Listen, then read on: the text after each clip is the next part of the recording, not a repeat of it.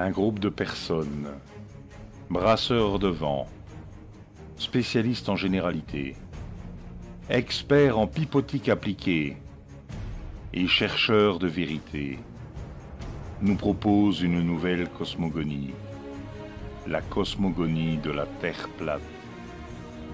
Sauf que les planétariens ont des idées diverses et variées sur la forme de la Lune et sa composition. Dans cette vidéo, l'auteur nous explique que se poser sur la Lune est impossible, car la Lune n'est pas un corps solide. Peu importe que sa surface soit criblée de cratères d'impact, grâce à quelques photos floues de la Lune et une analyse subtile de la lumière en provenance de cette dernière, pour nous convaincre que la Lune ne peut pas être un corps solide.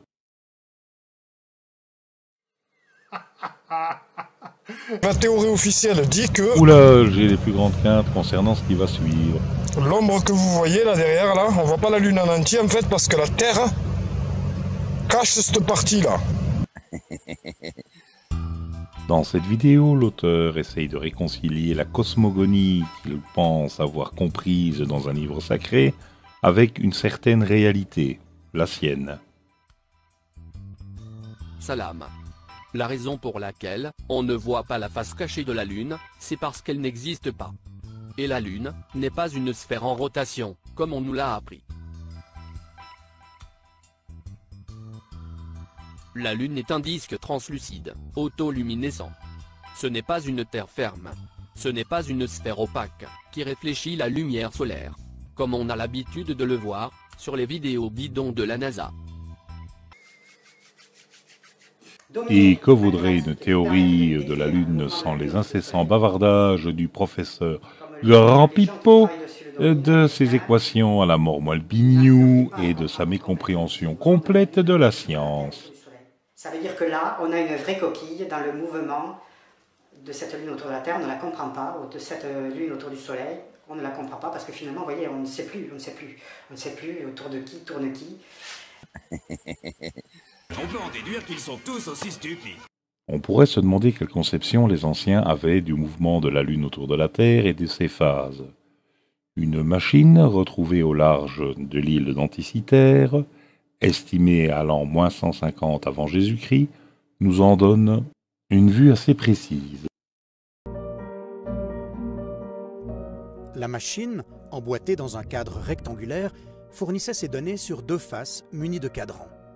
À l'avant se trouvait le grand cadran, marquant les 365 jours de l'année, selon le calendrier solaire égyptien. À l'intérieur, un deuxième cercle indiquait les 12 signes du zodiaque.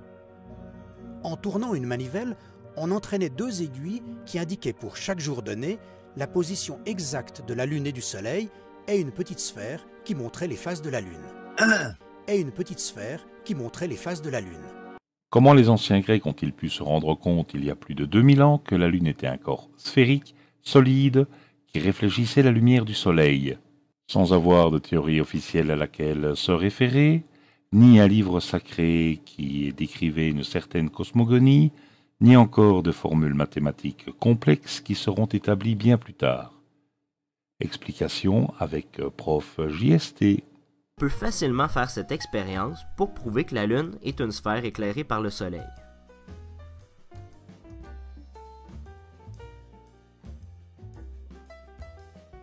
Si la sphère que l'on tient dans ses mains et la Lune sont éclairées toutes les deux par le Soleil, un observateur se situant dans l'axe de la sphère et de la Lune devrait normalement voir les mêmes parties éclairées.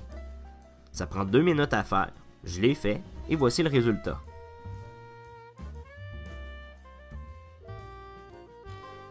Même phase, même orientation. 2 jours plus tard, même résultat. Même phase, même orientation. Et voici un test fait en Australie par quelqu'un d'autre.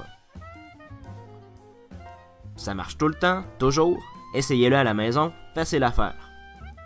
Avec cette expérience, lorsque les platistes disent soit que la Lune est un disque, soit qu'elle s'éclaire elle-même, je me dis que j'ai de sérieux doutes.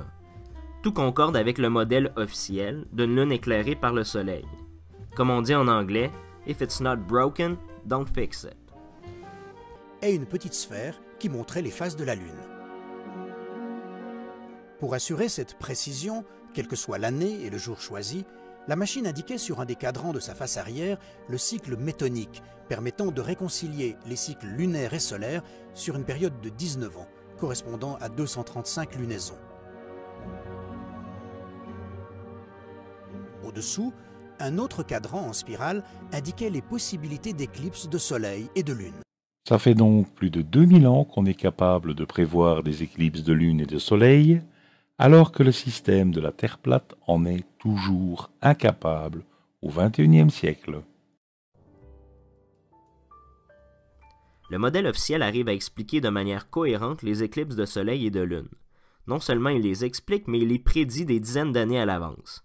Vraiment, sur ce point, il n'y a aucune comparaison possible, le modèle officiel l'emporte haut la main. Car le modèle de la Terre plate n'arrive pas vraiment à expliquer les éclipses. Et vraiment, lorsqu'on en vient à parler de Raoult, un truc qu'on n'a jamais vu ni d'Ève ni d'Adam et qui serait censé expliquer les éclipses, ça prend tout de même une bonne dose de foi pour y croire. Et quant aux prédictions des éclipses, on est encore bien loin. À l'aide de la manivelle, on pouvait faire avancer le pointeur pour déterminer par exemple quand aurait lieu la prochaine éclipse. Et le jour se lisait sur l'autre face, car toutes les opérations étaient liées par l'ensemble de rouages solidaires. Par simple observation, mais par déduction intelligente, nous sommes capables depuis plus de 2000 ans de calculer les éclipses passées, présentes et futures. 2000 ans! Comment les Grecs parvenaient-ils à traduire en mécanique des données aussi complexes que les irrégularités des cycles lunaires? La question interpelle aussi les spécialistes de haute horlogerie actuelle. C'était plus des hypothèses, c'était des choses qui étaient acquises. Il y avait un défi extraordinaire, c'était de mettre ce mécanisme astronomique, le plus ancien qu'on connaisse, à l'intérieur d'une montre et de le réduire à une taille presque portable. Et c'est ainsi qu'un mécanisme astronomique vieux de 2000 ans, basé sur des observations, a été miniaturisé et continue de donner au XXIe siècle non seulement l'heure, mais aussi les événements astronomiques présents et à venir. La Terre cache cette partie-là. Ça fait plus de 2000 ans qu'on sait que ce n'est pas la Terre qui crée les phases de la Lune. Sur les vidéos bidons de la NASA. Ça fait plus de 2000 ans qu'on sait que la Lune est un corps sphérique, solide, qui réfléchit la lumière du Soleil, contrairement à ce que certains interprètent d'un livre sacré qui serait écrit 800 ans plus tard, ou d'images d'une agence spatiale qui existera dans 2000 ans. Dans ce mensonge du système solaire, dans ce mensonge de cette Lune qui tourne autour de la Terre, qui se trouverait donc à 380 000 km. Sans connaître la loi de la gravitation universelle de Newton, les anciens Grecs étaient capables de comprendre les mouvements de la Lune autour de la Terre. Il faudra attendre le XXIe siècle et le professeur Grand Pipeau pour que, grâce à sa méconnaissance complète des sciences, il arrive à démontrer que la Lune ne tourne pas autour de la Terre et que c'est incompréhensible. Il serait peut-être temps que les planétariens arrêtent de délirer avec la Lune et remettent leur pendule à l'heure de la machine astronomique d'Anticythère, par exemple. Ils ont été très méchants.